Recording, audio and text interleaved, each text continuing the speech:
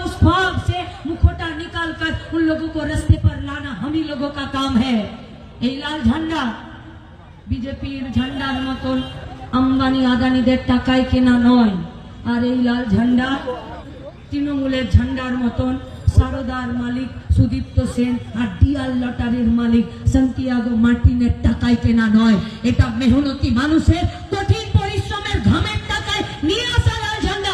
আর এই লাল ঝান্ডা জানে গরিব অসহায় মেহনতি মানুষকে তার নিজের শেকড় সমেত বাঁচাতে, আর বাঁচতে গেলে যেটা দরকার সেটা শিক্ষা স্বাস্থ্য কাজ নিজের মাথা ছাড়, আর তাই লড়াইটাকে আগিয়ে নিয়ে যেতে হবে। আর সেই লড়াই আমরা আপনাদেরকে কথা দিচ্ছি।